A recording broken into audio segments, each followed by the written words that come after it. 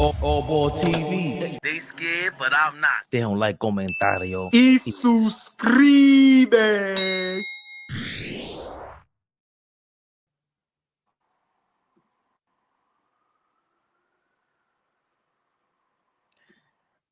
Yeah. Afternoons with AllBall. Greetings. Shout out to Boss Man. Greetings. Kidding me? Let some people get into the building. There we go. Twitter finally hooked back up. I don't know. We have issues with Twitter now. Allegedly, they got hacked, Elon Musk announced. Dr. Toboggan, what's going on? I've been seeing you here. I didn't see you in a minute, man. His name is Dr. Toboggan, and he got the X-ray in the avatar, man. Good for you, man. I like that. Oh, boy, how you feeling this afternoon? Shit, I'm all right. A little tired. You know, that's why we coming on at 4 today instead of 3. Had a little run around to do. Trying to take a little nap. Just, you know, so much basketball. You know, be up late. But, man, listen, I feel all right. I'm all right, man. I'm all right. How's everything with you? I'm cool. I don't like your energy, though, man. Ball suckers.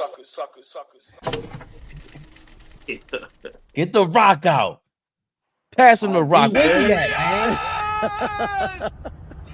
Yeah.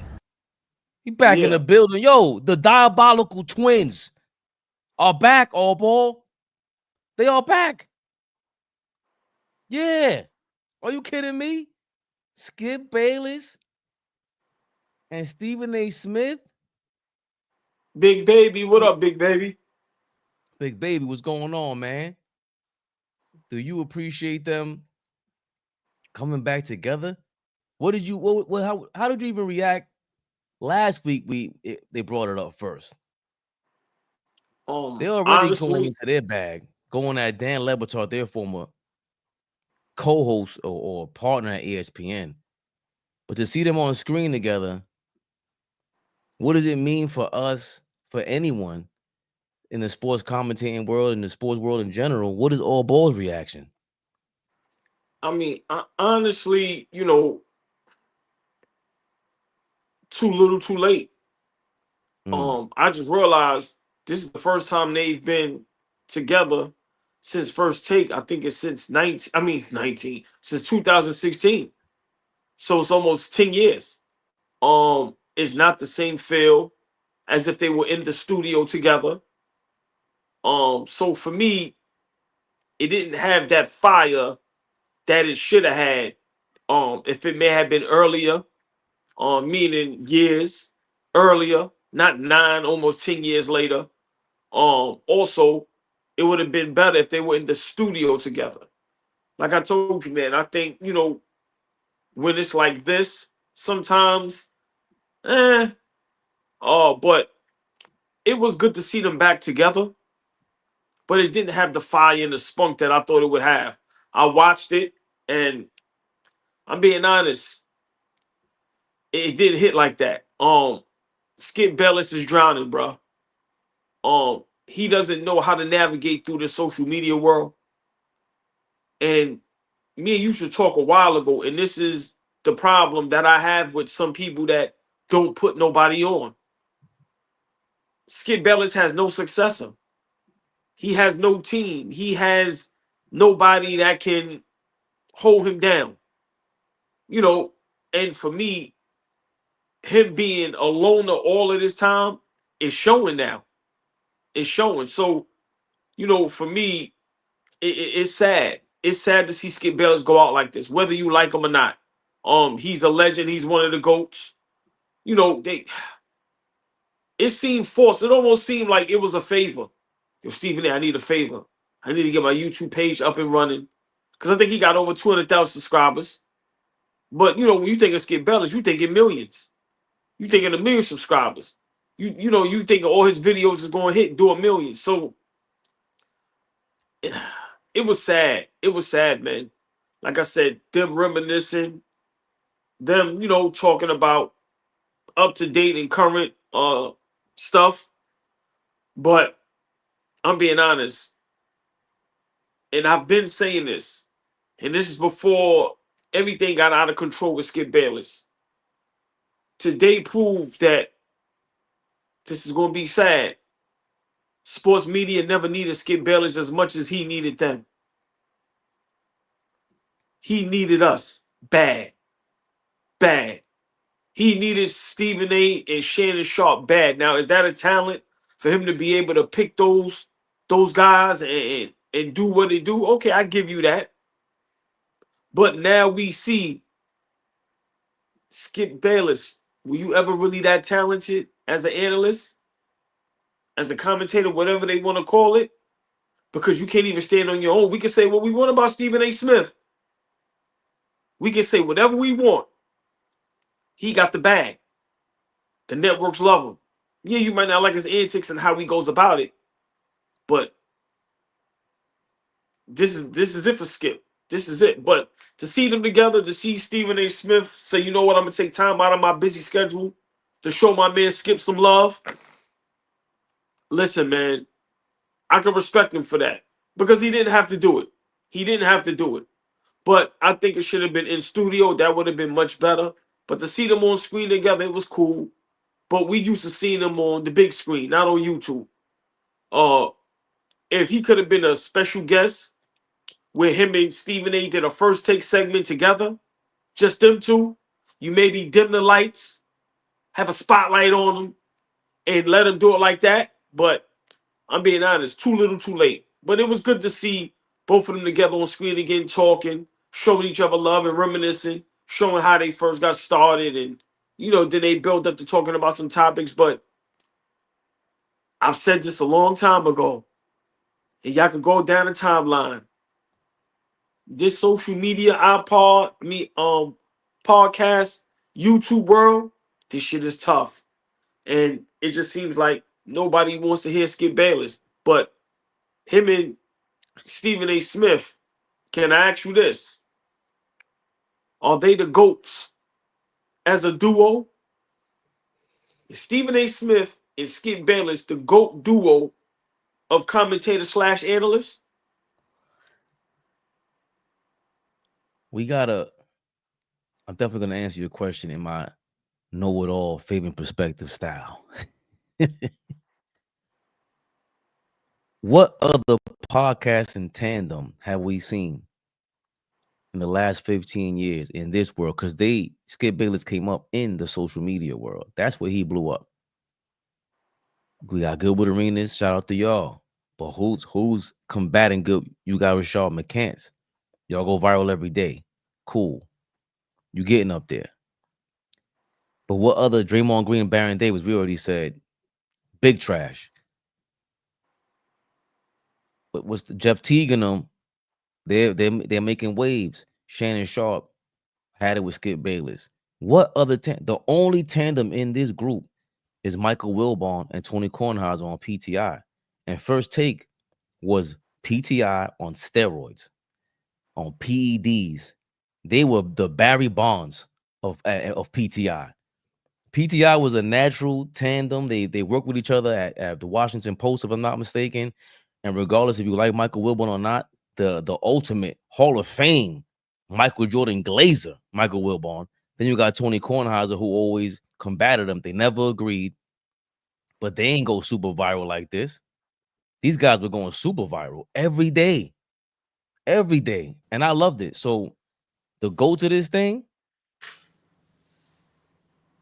We live. Big Flea, never the little one. What's good, guys? Yo. man. Afternoons with AllBall. Very, very simmery out here. Somebody just said I was taking a day off. No days off. Not when you will go. Not What's like up, Skip brother? Bayless. That's what we talking about, Flea. Skip Bayless, Stephen A. Smith hooking up one last time, it looks like, because they should never do that again, the AllBall. That shit was garbage. I never want to hear that again. I did not watch it yet. AllBall, I can't wait for Flea to hit us back in the group chat. Yo, not for nothing, I was surprisingly insightful. This was insightful information. Like, that shit was garbage. That's not what we know Skip Bayless to do. They didn't bring no thunder. They didn't bring no fastball, no nothing. big trash, AllBall. They were super viral every day, Flea. Skip Bayless paid attention to the Twitter games. By the way, before you go, Flea, I know you got something to say about this because you didn't jump on for no reason. The only thing Skip Bayless went viral for this weekend, he said, the more I watch him at 36, the more KD looks mentally semi-retired. Well, KD got wind of that and he said, fuck it. We're both washed. It was a great run, Skip Bayless. And and it's the reason why that is so dope to me now, that's too little too late. Because I feel like everybody missed their chance to make Skip or Stephen A. Smith, and you're not gonna like this, Flea, but to make them their Howard Cosell. You got the hottest sports show out. Your job is to go on that show and flame Skip Bayless every chance you get, because that's what the kids are watching. Go on there and school them. Put some medicine in the candy. Skip and Stephen A. figured out some algorithm. Go on there and trash them. Mark Cuban went up there, thrashed Skip Bayless. Richard Sherman flamed them. There's a lot of ESPN didn't want that, but that's how you leverage that thing. And that KD comment is so too little too late, because where was that at 10 years ago? Why are you replying to him now? This shit, and you're going to get into that later, AllBall, the sensitivity of us guys. We would have never gotten a Howard Cosell and Muhammad Ali if Muhammad Ali was that sensitive. You don't think Howard Cosell said some shit when Muhammad Ali was like, yo, I'll beat you. Like, anything he could have said, and we never would have got that. And it was super classic, way before my time, but iconic to the point where we know who they are. But you looking at me go crazy. No, because you know that it's a different time. You know it's a different time. These athletes are different. People are different. I was just having a conversation on the side with somebody, and they just said, I'm working on my approach on how I deal with people, because you know the world got soft. And to some degree, to some degree, like, it's true. It's true. Like, we need some of your counterparts on here to join us, because they have some one-liners that are unbelievable. No, I'm just telling, but you know, OG know what I'm saying. It's just true. OG talks about this all the time. Like, the level of criticism that comes with like being a pro athlete, right? Or being a celeb, or just being somebody in the public eye. It's like it comes with the job. And a lot of the people that it happened to in yesteryear, from our vantage point, it looked like they dealt with it different, right? They looked like they wore it as a chip on their shoulder. They didn't look like it allowed them to affect them in a negative way, right? They were always able to up their game when somebody said, no, you wasn't going to do this. Oh, I'm not? Okay, I'm going to take it to another level, right? I'm you know, the easy one-liner right now is they bullied Paul George out of his podcast. They bullied him out of it. People was just talking, and he said, you know what? I'm not going to do it no more, right? And so, you know, if podcasts were a popular thing back in the day, and a Clyde Drexler had one, let's just say, you think the media was going to bully him out of doing his podcast? Probably not. He just came from a different era, a different breed, that if I was taking criticism, I could deal with it. So, I mean, I don't know. Kevin Durant has got to a space now where, you know, he feels like he's accomplished something, right? He's a two-time Finals MVP, two-time champion, MVP of the league, right? One of the greatest players of all time. So he thinks, like the older guys now, they think they got the cachet to do what they want. We just seen LeBron James run up on Stephen A. Smith in year 22. Like, he like, yo, I don't care, man. I'm an old nigga. I'm just, whatever. It's year 22. It's up. It's up. I'm going to just up it now. Right, OG? I'm going to just up it now. You know, it's just whatever. They old and they like whatever. At a Laker game, prime time, please. I don't care. I don't care. I'm 40. I'm 40. I do what I want now. Right? So, I don't know. KD might have felt like he got some cojones finally and wants to embrace the way it could have been. Like, I agree with you. Fabian. Like, a lot of guys, especially the upper echelon in the league, the LeBron James, the Kevin Durant's, the Steph Curry's. They could have had that type of counterpart as a Howard Cosell type and got into the career-long banter, right? It could have been a back and forth banter their entire career, right? And it could have culminated as they retired, and it was me and you going through, well, I was criticizing you, but you took it, and we went back and forth, and you did spots on my show the entire time, right? Like, you see this guy, what's the dude, the quarterback, Aaron Rodgers. Aaron Rodgers has a spot weekly on Pat McAfee, right? Like, he just goes up there, he kicks it with, you know what I'm saying? And so, now they have that interaction, although McAfee is, what the kids say, he's a glazer, right? For Aaron Rodgers, in my opinion, the way he interacts with him. But it could be that back and forth, like, yo, you ain't show up last night. What happened?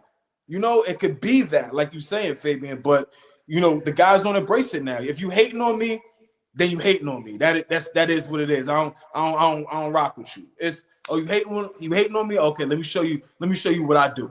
Right? It could be that. They don't do that.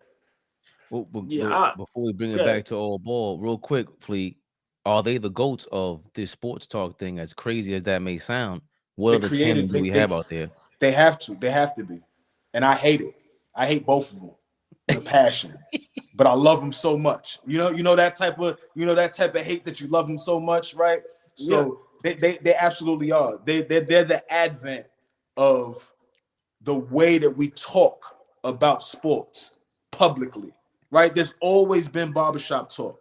Always been barbershop. You go into the barbershop, you go into the corner, you shooting dice, you go into you in the whip with your fellas, you just on your way to the mall back in the day, right? You always talked hoops, but the way they do it on TV for us to digest, absolutely, they the GOATs. You can't argue with that. The way they formed it, the way they styled it, the way they got you interested. Again, like I said, I hate them, but I love them, right? That type of thing. I'm sure a lot of people feel the same way, And so most definitely. I gotta jump. I gotta get back to work. I just want to jump in with my guys real quick. Appreciate it. My brothers. Darlene B. Appreciate it. Hey, Darlene Bryant is in the building. The beautiful, the lovely. She's showing love, y'all. Miss Darlene Bryant, good afternoon. Fleet, appreciate you, my brother. Listen, man, that was a great point, but I think the dynamics of Skip Bayless and Stephen A. Smith together, I don't think we'll ever see that again. As great as Shannon Sharp was with Skip, it wasn't Skip and Stephen A. Smith. But it's sad to see how Skip Bayless is going out. Like, to watch Stephen A. continue to rise and just continue to watch Skip Bayless' demise and just go down the drain. Yo, man, it just goes to show you how difficult this is. When you're trying to do it on your own. Listen, man, you was correct. Watching Skip Bayless and Stephen A. today, that shit was terrible. That shit was terrible.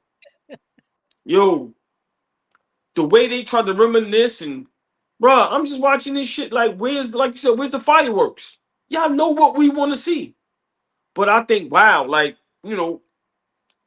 Skip Bayless' problem was some of these guys think they bigger than the program. And I think a lot of guys like Marcellus Wiley and them used to give the stories about Skip, how Stephen A. Smith is damn near running ESPN at this point. That's how Skip was at Fox Sports. And it just seems like for some reason he couldn't get it right. They tried to get it with Lil Wayne, that didn't work. They brought in Paul Pitch, Keyshawn Johnson, that didn't work. Listen, man, I love to see Skip Bayless burn. I told you this a long time ago, but what they meant to the sports world, I don't think it'll ever be duplicated ever again. We have to give them props. What Stephen A. and Skip Bayless did for the culture, for the sport, yo, man, is legendary. It's legendary to Skip Bayless back and forth with numerous athletes. Just Stephen A. Smith's just braggadocious and just him just being so animated in the way those two mesh and click together. But we got to give Skip Bayless props for being able to spot talent. For him to spot and say, okay, me and Stephen A. Smith is going to do this. Then after that, Shannon Sharp. You got to give him props for that, bro. Got to give him props for that. Now, what happened after that? It's tough. It's tough, but it just goes to show you this sportscasting world, this lane is very difficult. For a guy like Skip Bayless to be struggling to gather a fan base on social media, it just goes to show you how hard this shit is. So, yo, man, gotta commend guys like us, just a lot of people. Like Fleet said last night, the independent podcast world, the YouTubers, social media, people that are really creating a lane for themselves. You gotta give props to, because this shit is difficult. This shit is difficult. Marley Marl, what up, baby? So, listen, man, big shout out to Skip and Stephen A for creating a lane. Of helping us understand the going back and forth, the camaraderie, the fire, the entertainment. Bro, they the goats at that shit. I'm sorry. You know, there's a lot of people that are better than them. But when we're talking together as a team, Skip and Stephen A is the goats of that shit. But today, it's nothing Stephen A can do to help Skip, bro. It's over. Skip is going to continue to do what he do. He's going to continue to make a lane for himself and have a career. But to watch him like literally just only be able to be on YouTube while Stephen A. Smith just continue to rise and rise and rise, it's sad. It's sad, but yeah, you're correct. That shit was big trash. Oh my, I couldn't keep my eyes open. It's tough because I believe Stephen A. Smith is actually good on First Take, or great on First Take for what he is, because I think that I literally believe there's a clock. Their time, there's commercials. They know they have a certain amount of time to say something. And with the podcast world, I got to keep your attention without being, produced too much. And that show was overly produced, and everything centers around that show. And like Bill Simmons made a great point about Inside the NBA, where, remember, all these NBA countdowns and all that, you got to compete with Inside the NBA. That's all they do. Barkley, Shaq, and Kenny Smith, Barkley's only showing up for Inside the NBA. We watch a couple shows, and this is the show we do. Stephen A. Smith is running the basketball games, doing the NBA countdown, doing First Take. You're not really focusing on First Take like that. And Skip Bayless was. That foundation to that show is Skip Bayless, because he's on the show with First Pizza or Cold Pizza, whatever it's called, and he's giving it his all. He's giving all his focus to that show. Right. Everything, the Twitter comments, all that. So I understand how people feel about him. But I just love, me, I love old school wrestling, man. They had a wrestler on there today I was telling you earlier on ESPN. It was like, yo, what happened to like, we know this is fake, and what you want here, like acting like you being real. I don't want to see you the real version of you till you 80 and you done with wrestling. That's when I want to know about you, when the documentary comes out about Hulk Hogan being whatever he was, selling out Jesse Ventura and all that. I want to learn about that later. It's a show. The show must go on. So let's get to our next though, AllBall. But Stephen A. Smith, going on. Right, before we get to the next topic, hey, listen, everybody, appreciate y'all pulling up. Listen, hit that like button. Tell a friend. We have AllBall TV reactions in the afternoons now. Monday, Wednesday, Thursday, Friday, 3 p.m. Eastern. We started at 4 today because we had some things to take care of. But once again, y'all, hit that like button. Tell a friend. We are live on YouTube now. AllBall TV reactions in the afternoons, y'all. 3 p.m. Eastern time. Monday, Wednesday, Thursday, Friday. Please, man, show some love. But I'm going to say this. Stephen A. Smith, you showed up on Skip's platform. What happened to showing up on Gilbert Arenas' platform? You said you was going to go up there. And you was ready for the smoke with Rashard McCants and Kenyon Martin and them guys. I know you ain't ducking that smoke, Stephen A. Smith. That's all I'm going to say about that. Rashard McCants and Stephen A. Smith has a lot of potential for great TV.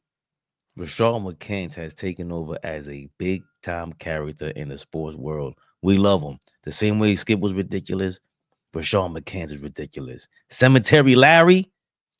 And once he put the Undertaker music, I said, oh, nah, it's over. That he got it. It's over. Give him the award of podcaster of the year. I'm fucking with Sean McCants through and through. Hilarious. But ain't no funny business over here in New York, man. Ain't nothing funny about what's going on. Jalen Brunson's out for at least 2 weeks. Sprained ankle, high ankle sprain. OG just coming back from injury. A lot of these guys seem like they're hurt. Josh Hart played 46 minutes last game AllBall against the Clippers. And the second game of a back-to-back. You know who's behind all that. The architect of running you over. Tom Thibodeau himself. And we have Cat, who's been struggling with some injuries as well, thumb injury. The knee's been bothering him all season.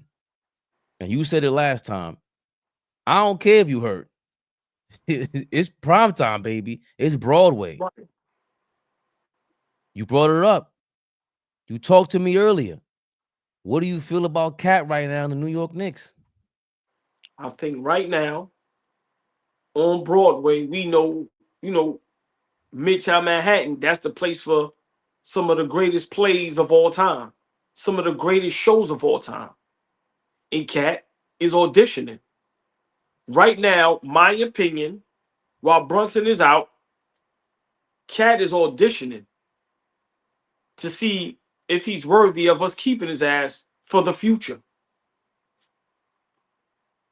Because I thought at one point, okay, we ain't getting rid of Cat. We ain't going to trade Cat. But right now, Brunson being out, we already lost 2 games back to back.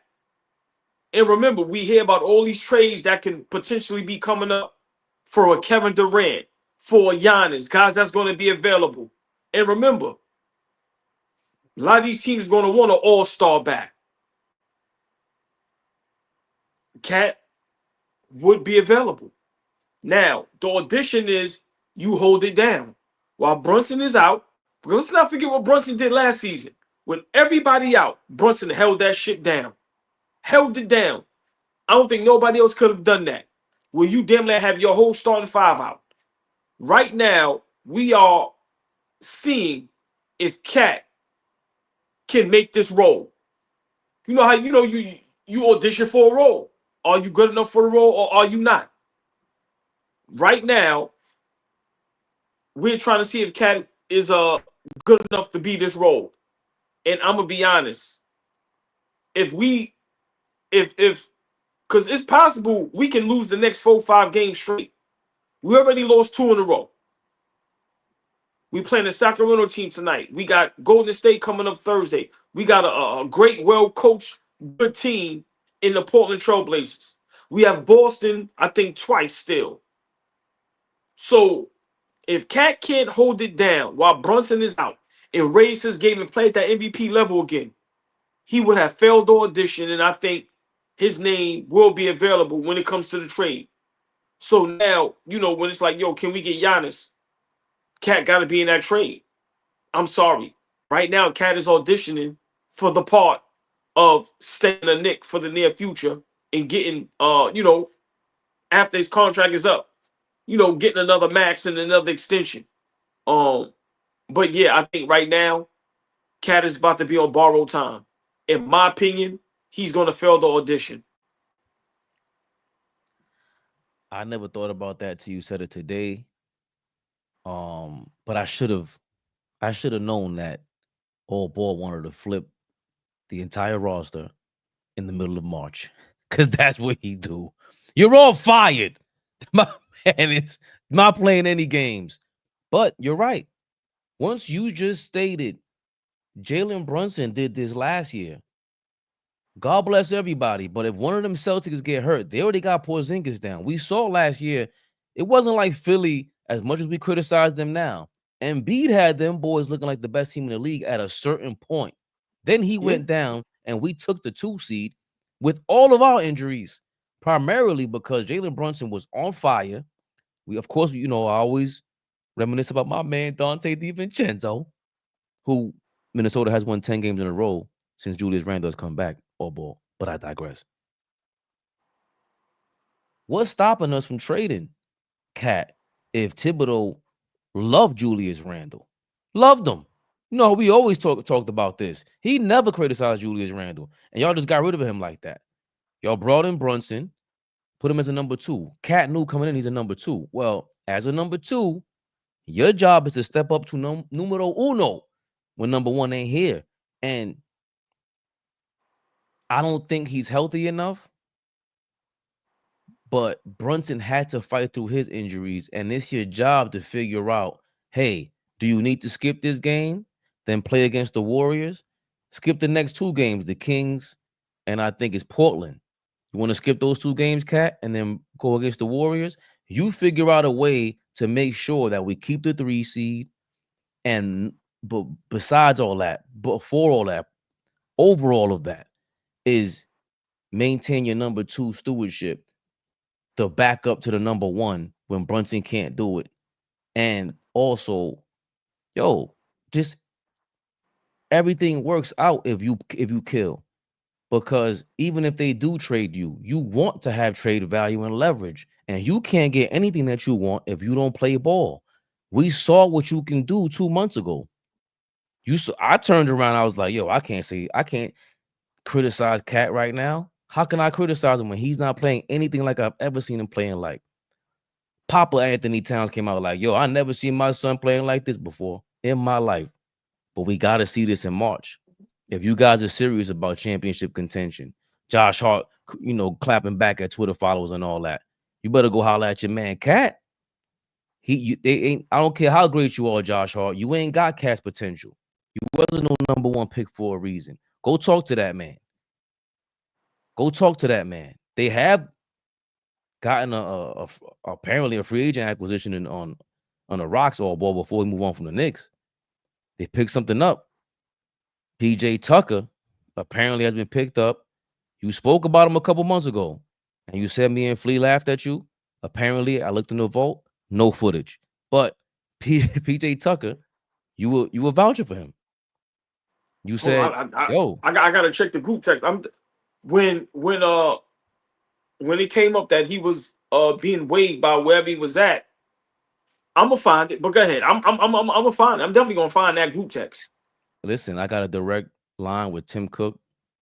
So he superseded, or he followed Steve Jobs' footsteps, the CEO of Apple. He said, "Don't worry about it, Fabian. We're deleting all those text messages from AllBall. I got you." But PJ Tucker, he's there, AllBall. Are you excited about this alongside Cat having to prove himself? Is this the perfect time to have an enforcer like this around? I'm very excited, and I hope the 10-day turns into they sign him for the season, because we need someone like this. He doesn't even have to get on the floor, but we need someone like this in the locker room and on that bench, because we are very soft.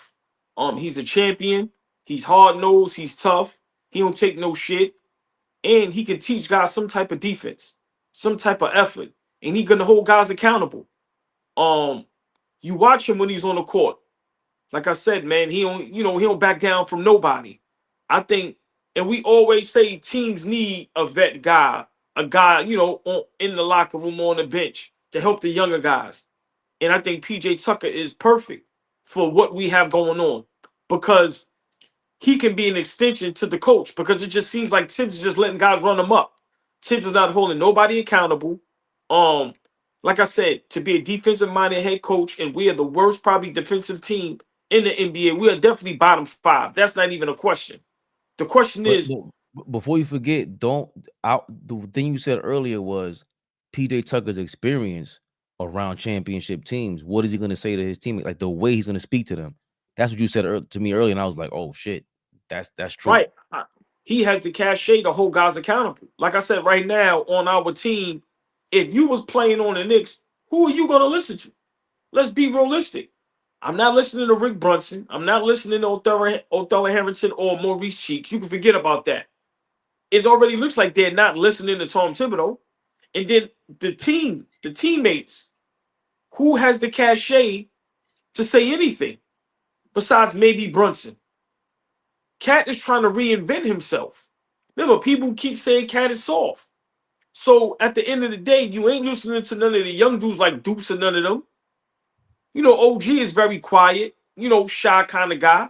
That's not his thing. You know we not listening to Bridges. Bridges lucky we allowing him to say anything. So I think PJ Tucker is perfect for what's going on with us right now. We have a problem with defense. We have a problem with toughness. We have a problem with people being held accountable. And once again, it's not costing us nothing.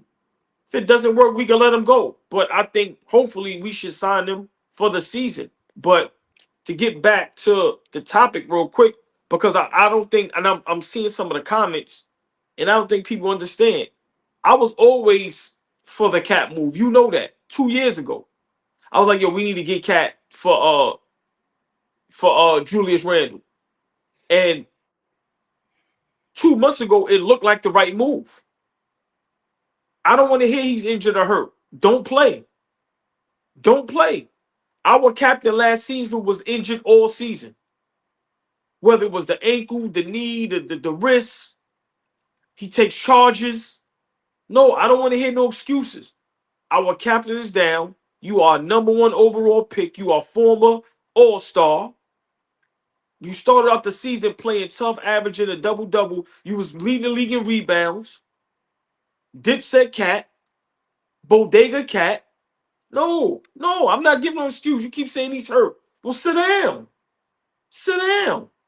Like, no, you being hurt. What does that have to do with you playing tough? No. So I'm sticking to my guns. I'm not letting nobody sway me no more. I let y'all sway me with the Tom Thibodeau thing. It's never happening again. Cat right now is on an audition for our Knicks. If he doesn't play well in this stretch, and let's say we play 16 games without Brunson, and we wind up going, I don't know, 6-10, 5-11. Cat is gone. Cat is gone. My opinion, watching what SGA did yesterday against Denver, watching what Boston did against LA, watching what Cleveland yesterday did against Milwaukee, you ain't got a shot against them if you ain't got no big dogs.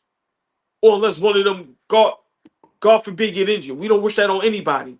But those 3 teams fully healthy, that is the ball. That is the ball, Fabian. And if Cat can't hold it down while Brunson is hurt, then you not the guy. We shouldn't even waste no more time.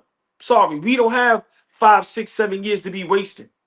We trying to win a championship, and it seems like every great team now that's trying to go for it, they're making those moves. They're being bold about it. They're going to go get a Donovan Mitchell, no matter what it takes. They're going to upgrade the roster and go get DeAndre Hunter. OKC is going to trade and go get Hartenstein. Boston Celtics every season. Oh, we're going to get Drew Holiday and Porzingis. Oh, Derek White. Like, so, yeah, Cat is on audition. And I think so far, he's doing bad in audition.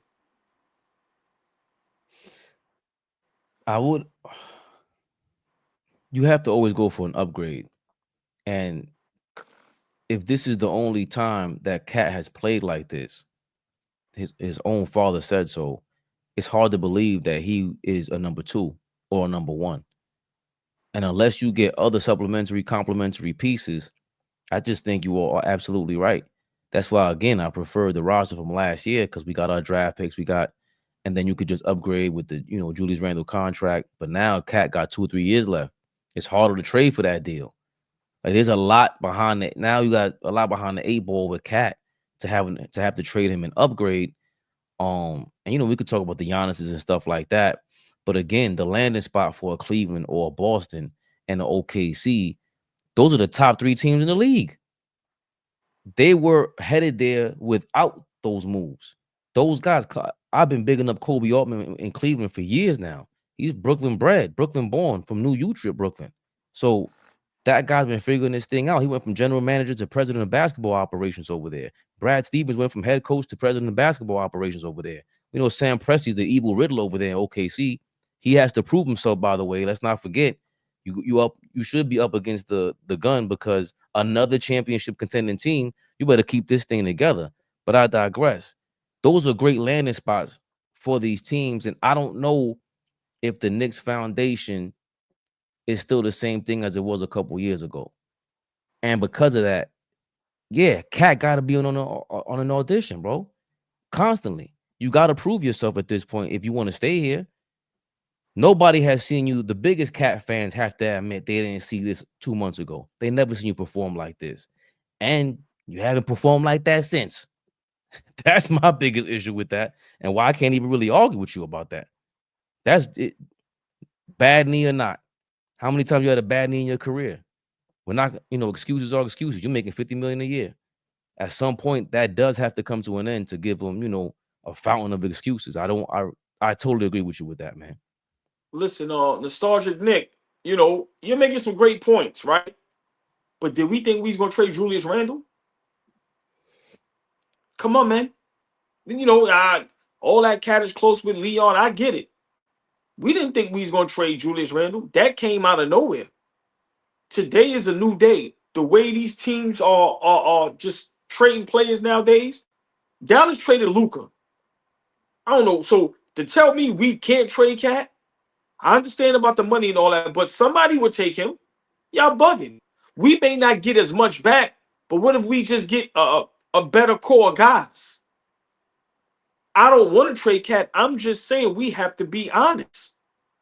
He is on audition right now. And so far, he is failing the audition. If you cannot hold it down while Brunson is legit injured, because we keep saying Cat is hurt. Where?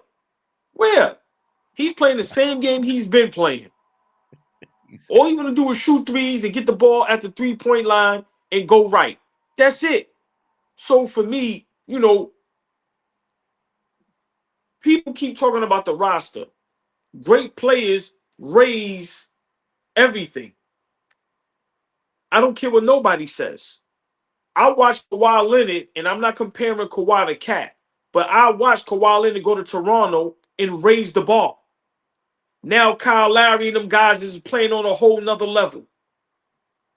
That's what you expect when you trade for a Cat, for Bridges, for them guys to come and raise everybody's level.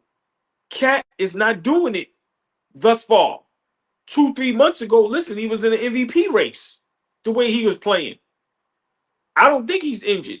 I think maybe he's a little exhausted. I think now the pressure is getting to him because it's New York City, big bodega, the hype. Us as Knicks fans talking about championship contention, that gets to a player. And now you realize, holy shit, this is for real. Yeah, we looking at you now like Patrick Ewing and all of that. So for me, Karl Anthony Towns got to get it together, because now when we talk about trades, if he doesn't perform well, now you're on a chopping block. Right now, the only person that's looking like they're not on the chopping block is Jalen Brunson. I respect OG now. Listen, he's coming to play. Guys is down, guys is hurt. I'm stepping it up. So for me, I'm not giving nobody that excuse. I'm not going with that Cat is hurt, Cat is injured. Like I said, everybody has knickknacks. Everybody has a thumb, an ankle, a knee. Everybody's hurt. Everybody's playing a little bit injured, a little bit hurt. You got to fight through that shit. I watched Brunson at 6'2", small guard, all season, fight through. Come on, man. Come on. Besides the big dog teams, we should be winning. We shouldn't have lost to Golden State. We shouldn't have lost to the Lakers. These are games that we had in our grasp. A guy like Cat's supposed to take us over the hump, Fabian. I got it, y'all, bringing us home. Nah. Was Cat injured when we played against OKC and he allowed Lou Dort and Williams to guard him? Was he injured then? Come on, stop it. Stop. I'm not making excuses no more. Cat is on an audition. And when we talk about guys being traded, he's going to be available. I'm sorry. And look, we got to start thinking about it. Teams like Phoenix. You got teams like Portland. You got a lot of teams that can use a Cat. I'm sorry. I don't mean to be like this, but no. Just like now, Luka's on an audition. Yeah, let's see what you got now. Let's see what's going on. Come on, man. We got to be honest. Come on. The Luka point is also amazing because the shock of that trade, nobody feels safe anymore. You see the way the players reacted, the general managers reacted, and maybe it's a level of Hold on. sensitivity. Hold on real quick, Fabian. Just everybody in the chat. I'm not saying Cat is available right now. I'm just saying while Jalen Brunson is out, this is Cat's audition to see if we should be able to keep him. Because if any of our guys go down, we got somebody that can hold it down. Jalen Brunson already proved that. Jalen Brunson already proved my guys go down, I'm going to hold it down. Don't even worry about it, y'all. Injured, hurt, or not. Right now, Brunson is out probably until the playoffs. Let's be realistic. Out of these 20 games, we already lost 2 back to back. Y'all telling me if we wind up going under 500 in these last 20 games, 8-12, 7-13, y'all telling me y'all gonna want Cat back next season? And especially if he's not playing well in these games? Come on, man. So I'm not saying that he's available now because it's 2 sides to a coin. Cat can hold it down, can play great, and we can win these games, and then this discussion means nothing. But don't tell me if this man doesn't play great, you ain't in the back of your mind as a Knicks fans going, bruh, Brunson was hurt. We was the 3rd seed. We fell down to the 5th seed. Our last 20 games, we went 8-12. And you didn't play well. Listen, Dallas traded Luka. Anybody can be traded now. Sorry. Anybody could get it. Puppet Master, I ain't never seen you before in my life. Why y'all sound so angry? Why you sound so sensitive, Puppet Master? He sound like one of these NBA players, AllBall. I'm not responding to nobody. I'm not responding to nobody with the Diddy face on their joint. I'm not doing it. That might be Diddy. I don't want no smoke. Word. Look, yo, Puff, chill out in there, man. You acting a little sensitive, man. Like these NBA players, AllBall. All love, Puppet Master. Puppet Master, that's a dope name. Horrible avatar. Get your shit together, brother. AllBall. These NBA players, are they the most sensitive players in any sport? LeBron and them, all of them. Which ones do we got? Football players, golf, tennis, hockey, cricket, baseball. No. Listen. What is that show? Is it The Pivot? Is that the one where Beasley was on? Which one is that show? The Pivot. Is that The Pivot? Right. The light-skinned dude, if you could try to find it, wow, I talk a little bit. The light-skinned dude had a take on this. I just thought of this. And, he was letting the other guys know, Ryan Clark and them, like, yo, and he brought up Bradley Beal. It was like, yo, bro, these dudes is making 50-something million a year, 500-something thousand a game. It comes with the game. Your family being disrespecting the crowd or people saying this, saying that, it comes with the game. Yes, NBA players are the most sensitive players out of all sports. Literally. And it's starting to be annoying. Watching them whine every day on the court, complaining to the refs. And when you watch replay, there's no foul. NBA players that's why a lot of NFL players don't like NBA players. It ain't about the contracts. That could be part of it. But you guys are soft. Yes. NBA players are the most sensitive players out of all sports. Ain't nobody playing with hockey players. Ain't nothing sensitive about them. Nothing. Baseball players, you don't hear too much complaining. Like I said, football, the most they complain about is, they want more money, more guaranteed contracts, bigger contracts.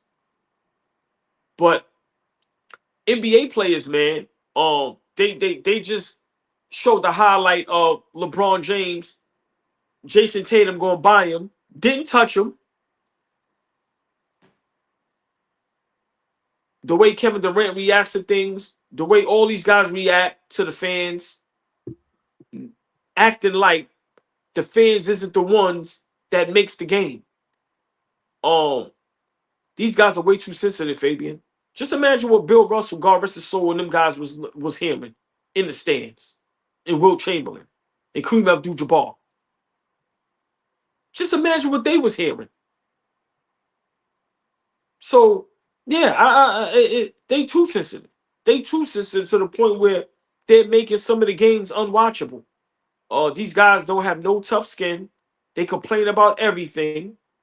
And it's sad. It's sad. Yes, Tom. Yes, Crowder. He said something that was I loved it. I love what he said. And I've been on that time all the time. Okay, nobody is saying you should be disrespected. I get it. But this is what fans are here for. What is a fan if they're not going to be rude and disrespectful? It's your job to not pay him no attention and play through that. Has Michael Jordan ever responded to a fan? Do you can imagine what Mike was hearing coming in the garden? Come on, bro. Yes, Fabian, they are the most sensitive players of all sports.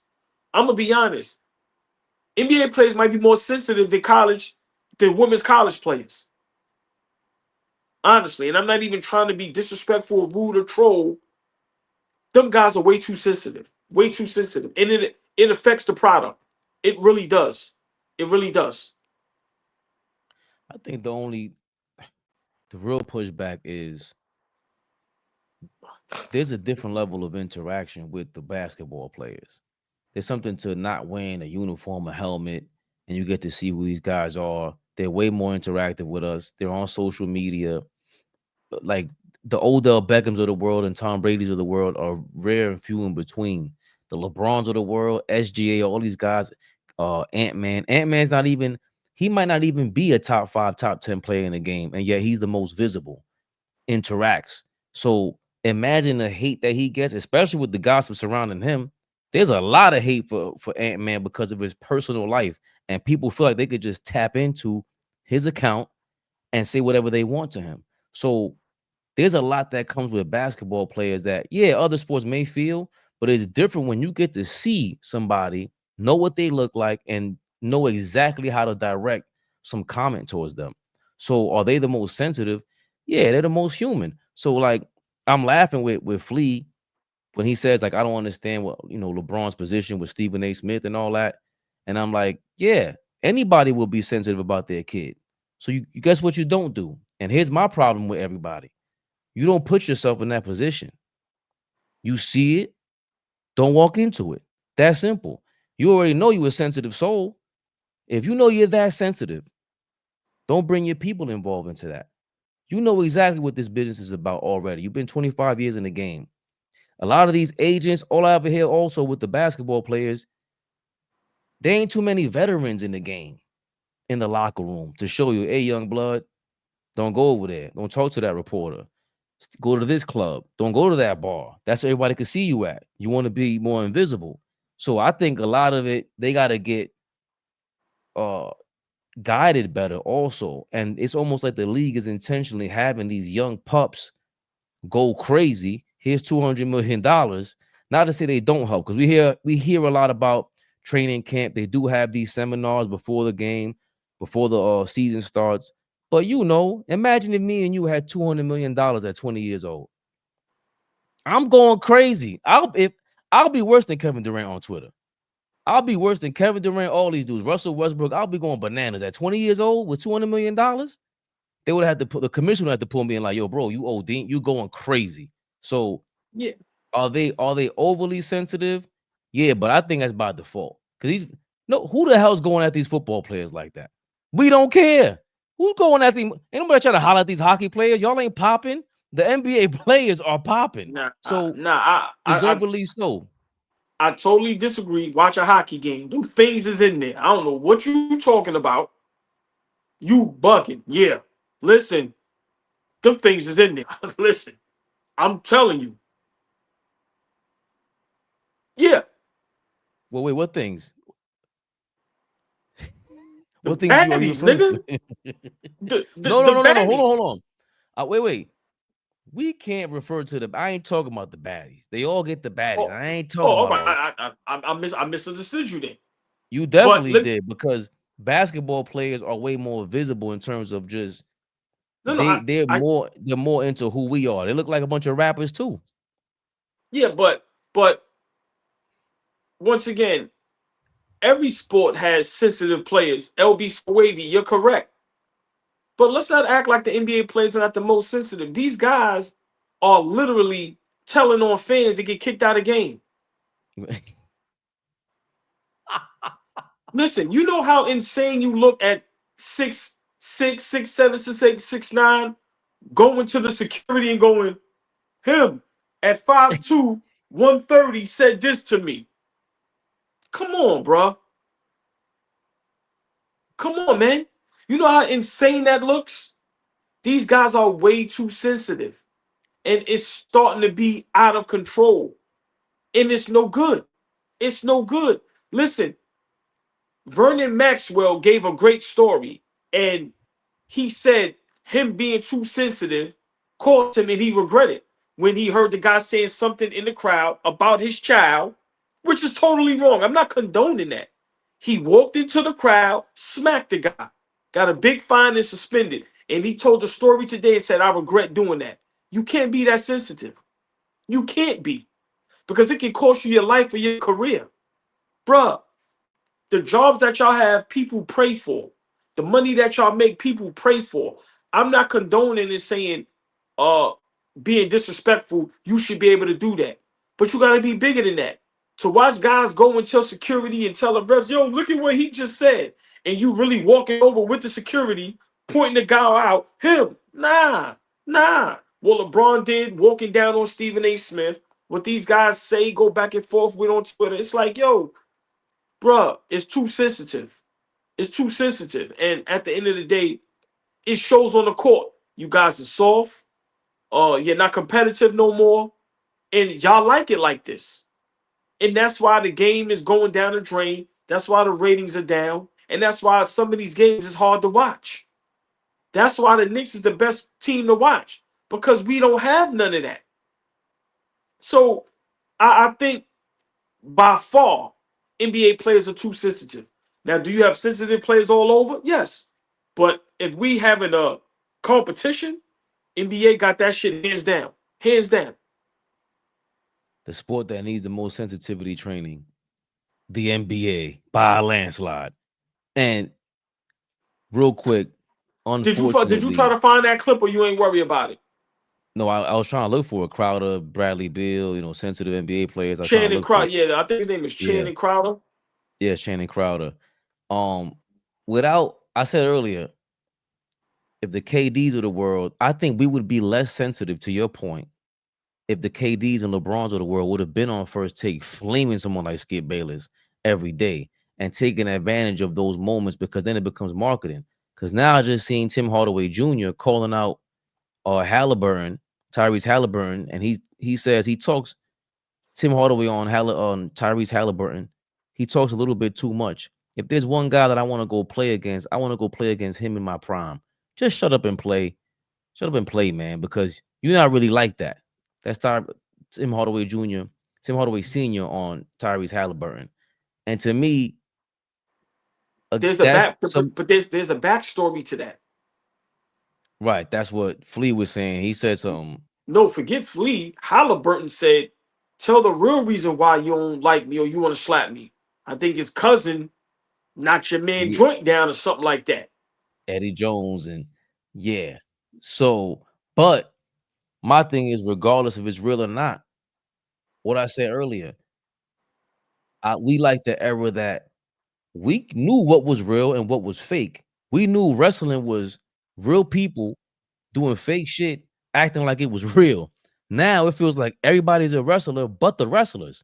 So I want Tyrese Halliburton to take advantage of the show. Bro, this shit ain't real. Even if it is real, prop up the beef with Tim Hardaway. Go play the Detroit Pistons. The problem is the superstars aren't doing this. This is rivalry type stuff. That's why the sensitivity sucks. Y'all so sensitive, you don't even realize, bro, it's just a show at the end of the day. Me and AllBall might get heated right now, but guess what we do? We hang up. Yo, what up? Everything good? You gonna be in the crib? Or you going, okay, Look, let me know. Boom, boom. Everybody gets Fabian, over. NBA players are so sensitive. Look how much great things we missed out on. Great interviews, great basketball talk from guys like LeBron and KD and whoever, because they're so sensitive and they don't like Skip or Shannon or or Stephen A or whoever. Come on, bro. Y'all too sensitive. Y'all listen. I'm the type. If a person don't like me, let's sit down and talk about it. Let me explain. I want you to explain why you don't like me. Let's talk about it, and then maybe look at the Birds and the Magics. Like Magic said, I couldn't stand him because he was that good. But once you and then Bird, I couldn't stand him neither. He was too flamboyant, too out there. I'm low key. And when they met each other, they became the best of friends. I'm not saying LeBron would have been the best of friends with Stephen A, but we miss out on legendary, just all type of stuff because you guys are too sensitive. And you guys think you're bigger than the game. The problem with guys today is they think the money makes them more important than what they are. You got to stay humble and stay on ground level. The fans is what makes everything. Without the fans, nothing works. But you guys are too sensitive to where it just ruined everything. It ruined interviews, it ruined TV, it ruined sports shows. Just imagine if LeBron or guys like KD, you could have had them on First Take when Skip was up there. And they roasted him like Jalen Rose did. Or they tell you you're 100% wrong about what you're saying. I have no problem with Westbrook. This is why I left. But you get what I'm trying to say? Yeah, listen, that's what made Muhammad Ali and Howard Cosell so legendary, bro. Because Muhammad Ali is going here. I'm not ducking no smoke. This is what's going on in my culture, in my neighborhood, in the ghettos, and this and that. Bye, bye, bye. You don't understand. But let's talk about it. I'm going to bring you into my world. I'm going to help y'all understand. So for me, that's what sensitivity did. It ruined somewhat what the game's supposed to be about. We never really got that crazy KD or LeBron interview from one of the top reporters. Where's that sit down, that hour, 2 hours, where it's like, wow, where they break everything down. So for me, that's what I mean. These guys is way too sensitive. And when it comes to the NBA, if you break down all the sports, they are number one, and it's probably by a landslide. I'm sorry. No, I agree. And that's part of the reason why I think they're so hung up on the Barkleys of the world that I don't necessarily agree with everything Barkley said. But if you watch the show, they clown Barkley just as much as as Barkley and them clown y'all. That's the part that I don't understand. And Charles Barkley, he was clowning ESPN last week, AllBall. Going crazy. On TV talking about the Lakers save the NBA. Save the NBA. Yeah. He's an idiot and a fool, but he know who he is. What's his name, Shaq? Which one you talking about? Kendrick Perkins. Oh, He said the Lakers, first of all, the Lakers have had a great 2 weeks. He said the Lakers saved the NBA season. That's because them fools on the other network, which we're going to be working for next year, that's all they talk about. Let me tell y'all something. Tell me something. And first of all, I want all the smoke. I don't whistle when I walk by the graveyard or anything like that. I don't whistle when I walk by the graveyard. Right. I like that. Hey, man. You have to explain that to me, The AllBall. Lakers are doing great. Got a long way to go. But the reason the season's been going great for the Cleveland Cavaliers and the Oklahoma City Thunder. Y'all just want to talk about the Warriors and the Lakers. They're both doing great. Don't get me wrong. If I turn out to be wrong, I got no problem with that. But y'all are idiots because y'all talk about the Lakers and the Warriors all the time. Y'all don't. The Cleveland Cavaliers have won 12 straight games. The Oklahoma City got the MVP, and they are on fire. Y'all are talking about who's in second place. That's the reason I get pissed. Hey, the Lakers are doing great. I don't mind being wrong. The Warriors are doing great. But that's because you fools on other networks, which we're going to become fools next year. We'll be working on that network. But Oklahoma City and the Cavs been balling for 6 months. Y'all talking about teams that had two great weeks. Time out. I get what But you're saying. you can stop it right there. You Stop it just- right there. You would have to hold that. Stop it right there because, see, Kenny and Shaq is playing and Chuck is dead serious. And Tendrell, big shout out to you. Big shout out to everybody in the chat, man. Please hit that like button, share, like, subscribe. Like I said, we're going to be on now afternoons, 3 p.m. Eastern, Monday, Wednesday, Thursday, Friday. AllBall TV reactions in the afternoons. We still do Knicks rehab. We still react after every Knicks game. But we will be live, y'all, with reacting to the hot topics and some of the topics we come up with ourselves. We ain't going to be like ESPN where we're going to be talking about the Lakers all day. We're not doing that. We're going to try to be, we're going to try to diverse this thing. So please, man, show love, subscribe, and hit that like button. But Chuck is 100% correct.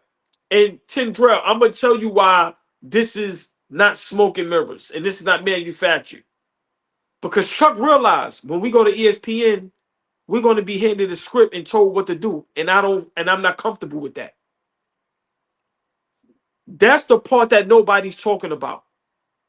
Chuck knows all the leverage and the freedom he had at TNT. It's not going to be like that with ESPN. So now he's going to have to be over there and chuck and jive. And he's 100% correct. The Lakers have been playing great lately. They made one of the biggest trades in NBA history by acquiring Luka Doncic. But what about OKC? What about Boston? What about Cleveland? Let's talk about the Detroit Pistons, who had a turnaround season, who now has a player that I slept on and that I was disrespecting in Cade Cunningham, who is now must-see TV. Why are we not talking about that? So I get what Chuck is saying. It's like, yo, are we just going to talk about the Lakers all day? Because if so, I can stay home. He's 100% correct. He's bringing the smoke to his future bosses. You know how insane that is? That is ridiculous. But he's totally correct. And I agree with him.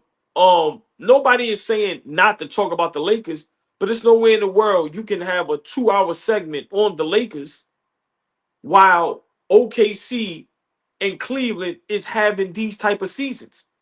SGA is clear-cut the MVP. OKC is fun to watch. And I think now they've won 12, 13 in a row. And then you look at Cleveland. Very exciting to watch. What Donovan Mitchell and that coaching them is doing over there. They won 14, 15 in a row. They're looking like the best team in the East. That needs to be brought up more. But also, even with what we talked about, Jason Tatum and the Boston Celtics. What they've done. The way Jason Tatum keeps getting glossed over as one of the best players in the NBA. Listen, man, I agree with Chuck 100%. And I love that he goes at Kendrick Perkins because Kendrick Perkins is going to go right back at him. He already responded. So I love that. But he's 100% correct, man. Listen, Chuck is bold, man. Chuck goes at everybody. He goes at the system. He went at ESPN. So I can't wait to see how that turns out. But he's 100% correct. I 100% agree with him. And this is why I love our community building up the comments, asking questions. I don't know it all, even though sometimes I come off, or all the time I come off like I know it all. But Tendrell's asking, why would Chuck go for work for ESPN then if he doesn't want to be scripted? And just to give you a background on that, Tendrell, and anybody else, TNT's owned by, I think, Discovery Plus now. David Zaslav is the CEO. He's an asshole. He went out there last year and said, we don't need any NBA content. Then he went and sued the NBA because the NBA, I guess, went and broke out of their contract to sign a deal with Amazon and all these other tech companies because they want a bigger bag. And then Zaslav recently went back out and said, oh, we wouldn't want the NBA anyway. Yeah, because you lost out on them. And meanwhile, one of your biggest live shows is Inside the NBA, which now will probably be licensed to an ESPN or NBC because we, the basketball fans, Adam Silver came out and said, we can't lose this show. So the importance of a Charles Barkley Inside the NBA is felt. It has been expressed. It has been talked about. So they might be under ESPN next year, Tendrell, just to answer that question and give you a quick background. And I love that AllBall just said that because that's the first thing I thought. He knows, Charles Barkley knows, I might have to sit across from Kendrick Perkins and Stephen A. Smith and these guys. And I'm letting y'all know from the beginning, I'm Charles Barkley. Before y'all, it was me. Before Stephen A. Smith might think he's Charles Barkley. You ain't no Charles Barkley. Kendrick Perkins, you showing flashes of being a Charles Barkley type. You ain't no Charles Barkley. He's the GOAT at this. Pat McAfee's of the world that go against the grain, come off authentic.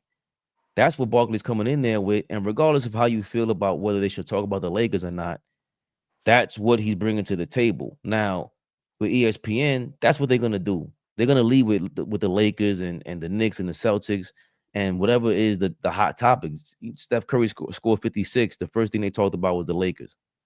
It just made no sense. And that's Steph Curry. But that's just the name of the game. They would Stephen A was on there today. I just happened to see he was saying there's no way the Cavaliers don't make it to the championship this year. I see you in the comments, Mel. What up to you, man? Shout out to you. You're right. And nobody wants to see the Cavaliers and Oklahoma City Thunder in the championship. But it's primarily because we're stuck I disagree with that. No, we want to see them. If you're a basketball fan, you want the Cleveland Cavaliers, Oklahoma City Thunder in the championship.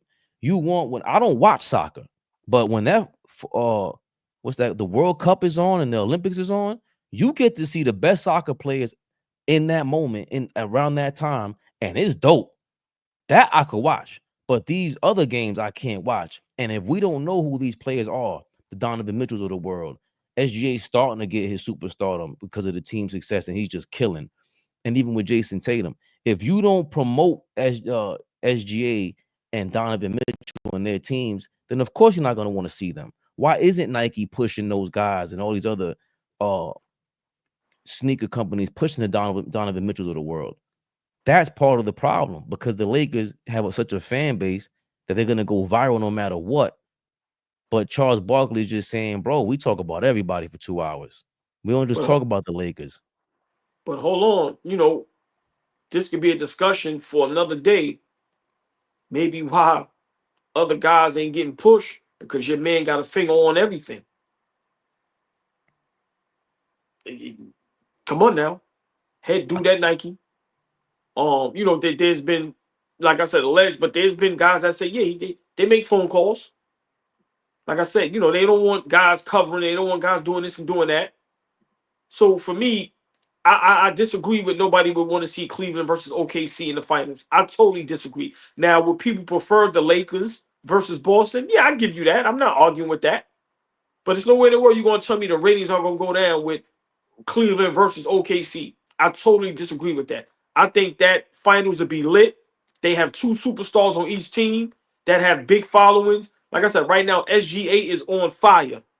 From a social media standpoint to a basketball standpoint. So I get where Chuck is going. Chuck is not saying don't talk about the Lakers, but there's no way in the world you could just only talk about the Lakers when there's teams having great success. Why is nobody talking about the demise and the destruction of Kevin Durant? Talk about that every day. You fucking join another super team and y'all ain't doing shit. Come on, man. Do that. Talk about that. So, for me, I get where he's going. And he's seeing, it's hard to say, why is he going over there if he don't, bruh, I signed a $100 million contract. The company was bought out. I got to go to work. I'll work. If the company buys what I'm going to say, I ain't going to work? No. But what Charles said is 100% correct. And I fucks with Kendrick Perkins, but he was wrong when he said the Lakers saved the league. You're wrong. You're wrong. I disagree with that. I gotta push back on that because all you see on social media is everyone reacting to those things. I can understand if Stephen A. Smith and these dudes got on there and nobody retweeted it, nobody reacted to it. They're not reacting to Cleveland Cavaliers and OKC. The OKC story is almost damn near boring because there is no drama. The Lakers is all drama. They keep doing this every decade. Shaq and Kobe. Now you got LeBron with Bronny. JJ Redick is the new coach. People want to see this now.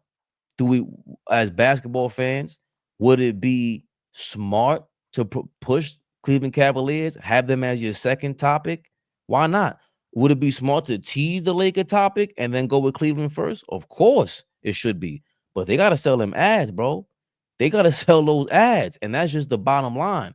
So for me, anybody who doesn't want Cleveland and OKC is bugging. Because last year we saw Boston got superstars Jason Tatum, top 5 MVP. We saw Luka Doncic, top 5 MVP candidate, and we were bored by game number 2 and 3. We knew the outcome. Smacked. We don't know the outcome of a Cleveland OKC championship. We have no idea. Them boys are throwing out 8-9 man rotations. We want to see that game, and it's unfortunate that all we're talking about is the Lakers. But it is unfortunate, AllBall.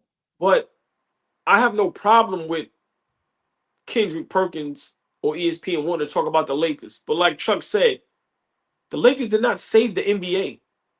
Kate Cunningham is playing great basketball. Cleveland OKC is playing great basketball. The Knicks are probably the most exciting team to watch.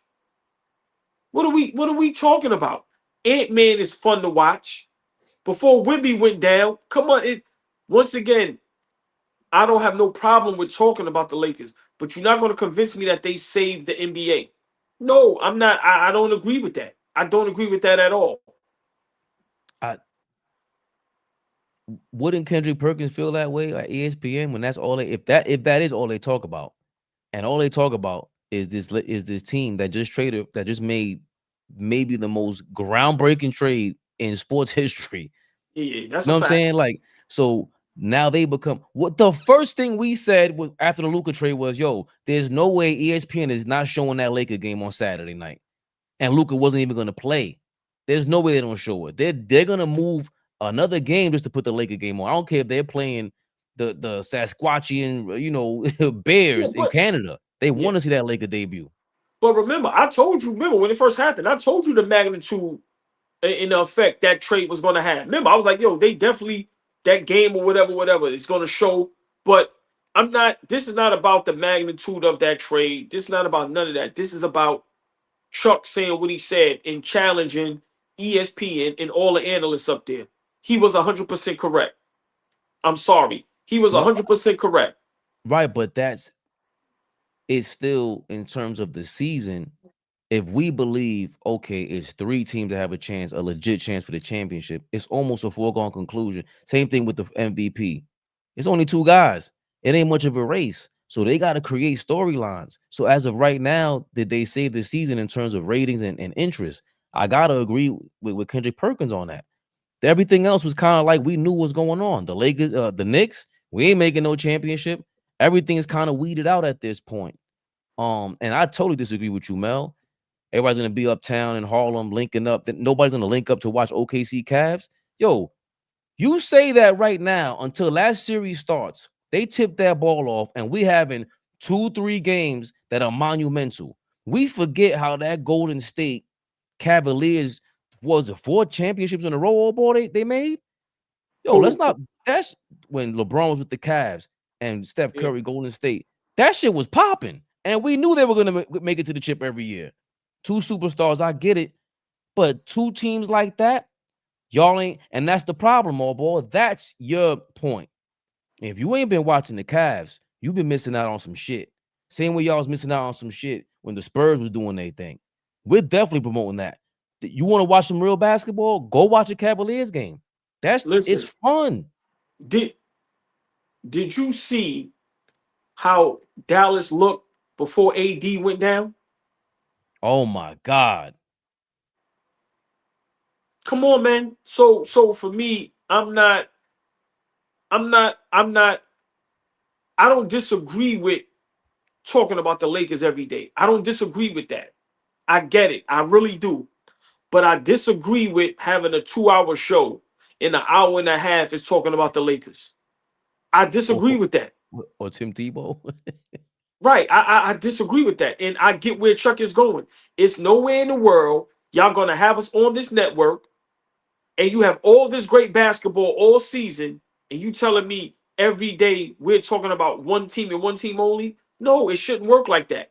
And once again, I understand the magnitude of who LeBron and the Lakers is, and that move they made is probably the greatest trade to go down, I think, maybe in sports history. if you want to be honest. But there's too much else going on. I don't think that saved the NBA. That's just my opinion, because the Lakers was playing great before that. Now, did it help? Yes, but I don't think it saved the NBA because there's a lot going on in the league. And let's be realistic. We tune into everything. Nobody's not only watching the Laker games. I watch Detroit. I watch Houston.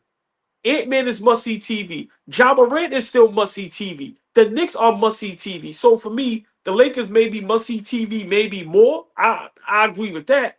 But we're not going to act like they're the only show in town. Them days is over. I'm sorry. When you get a Lakers versus, when you get a Knicks versus Golden State and you get Curry in the Garden, that's must-see TV.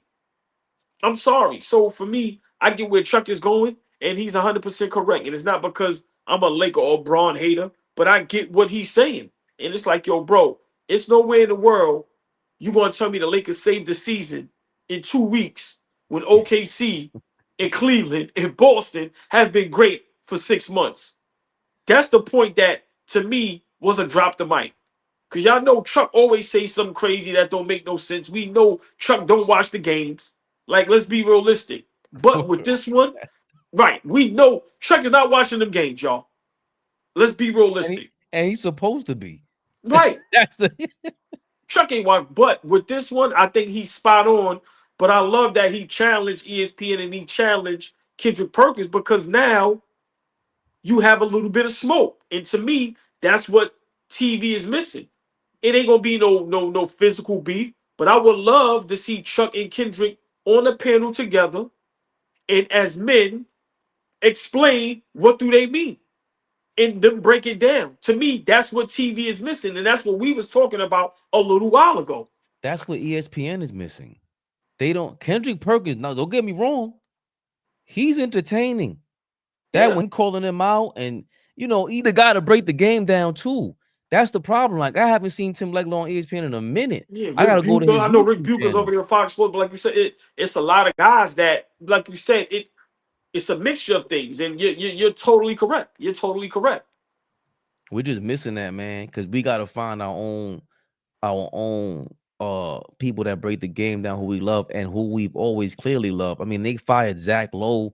These are people that they can't sell the game the way the Kendricks and Barkleys could. That's just like any team. That's like any business, and that's the bottom line. I think we said a plethora of things, and I think we're somewhere in the middle, man. We're gonna have to. Can't wait to see Barkley on ESPN next year, AllBall. Yeah, I I can't. don't know about you. No. Before we got it, I can't wait to see him on there neither, because I'm gonna see how ESPN is gonna handle him, because Barkley has no filter. Barkley doesn't care. I don't think you can hold money in front of him. I mean, we don't know yet, but he got the big bag. But Maybe I at can't- maybe at the card table. Barkley's heavy on the right, but cameras. I can't wait to see how this works out. But I'm looking forward to it, because, like I said, Barkley is one of those guys that's going to speak it how it is, and he's going to tell it how it is. So I can't wait to see. Everyday Jay, salute to AllBall TV. Love y'all show. Appreciate you, Everyday Jay. The black and white avatar is classic, man. Yeah, thank you. Thank you. Heavy. Truth over emotions. Pat McAfee, more WWE wrestling shows than NBA. Yeah, he gets to live his life, right? I see him on the college basketball thing, a college football joints on Saturday. But I think everybody's complaining about ESPN, and it's a 24-hour network, and we really aim to do that over here on AllBall TV. We starting with these afternoons, AllBall. How we feeling? How we going? We grooving and moving right now. Yeah, man. First show. With us, we like wine, man. We get better as time goes on. We got to get used to now, going on a little more. But appreciate everybody in the comments. Please hit that like button, share, like, subscribe.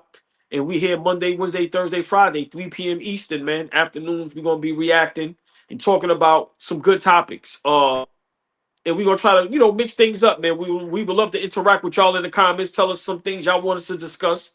But we definitely gonna try to talk about some hot topics and make up some of our own topics. Like today with the, is the NBA guys the most sensitive out of all sports?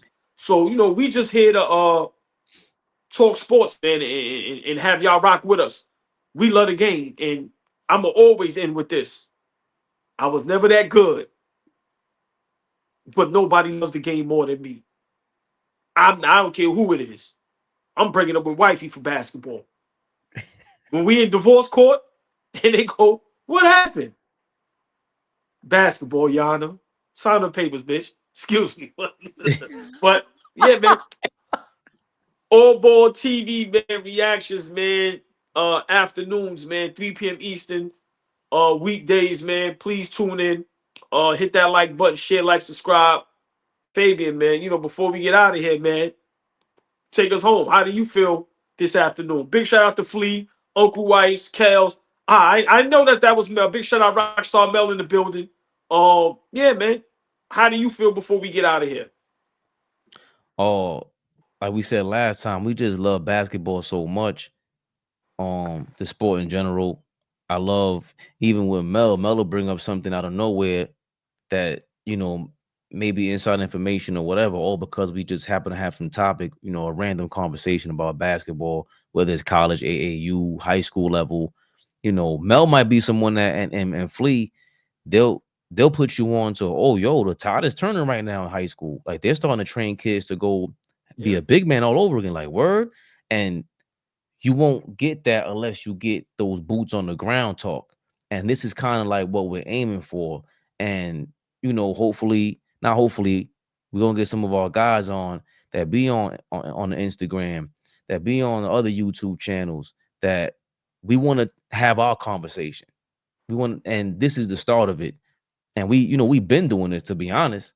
This feels like another day at the office, to be honest with you all, boy. Not that it's not special, but just to be getting in tune, getting in gear back with our folks. Mel was there before Flea, 8 hours overnight going crazy, trying to build this channel up. So from the beginning, to get on this, Everyday J, you smooth mother lover. Everyday J, man. I ain't even peeped that all, boy. Some people, whether it's afternoons, late night with Knicks rehab, they already know. We keep our eyes on the prize, baby Bubba. Basketball season is heating up, and Prize Picks is the best place to get real money action while watching your favorite sports. Sign up today and get $50 instantly when you play $5. You don't even need to win to receive the $50 bonus. It's guaranteed. Download the app today and use code CLNS to get $50 instantly after you play your first $5 lineup. Download the app today and use code CLNS to get $50 instantly after you play your first $5 lineup. Prize Picks. Run your game. And before we get out of here, Mel can also, remember, he's young enough and he's intact with the youth. So remember, he's the guy that can tell us, yo, Fabe, AllBall, Flea, I'm telling y'all why people want to see LeBron and don't want to see this and don't want to see that. Because remember, he interacts with the young guys. So, us old heads, while we up here talking this and talking that, he could be the one to be like, nah, bro, I'm telling y'all, nobody wants to see that. And this is why. So listen, man, like I said, man, we building this thing again from the ground up. Everybody's welcome. Everybody know how we give it up. Pause. We trying to take that formula we had on Instagram with the crazy lives, the crazy topics, the great takes, and bring it over here to YouTube. So we would love for the chat to always interact. Like I said, engage, give us topics. And some of y'all, listen, give us a topic, we'll talk about it, we'll shout you out. And if some people engage enough and show enough love, you could jump up here on here with us for a few topics. So listen, man, AllBall TV reactions, man, afternoons, weekdays, 3 p.m. Eastern. We doing 3-4 topics every time, and we're gonna always try to mix it up. But once again, if there's some things y'all want us to talk about or discuss, holla at us. Turbo, another family member from the beginning, man. Big Turbo, But yeah, man, 3 p.m. Eastern, y'all. We are live on YouTube, and everybody is welcome. Y'all know our deal. Big shout out to the Frank White, King of New York. You're all welcome. I'll let y'all later. Oh. AllBall TV. They scared, but I'm not. They don't like comentario. Y suscribe.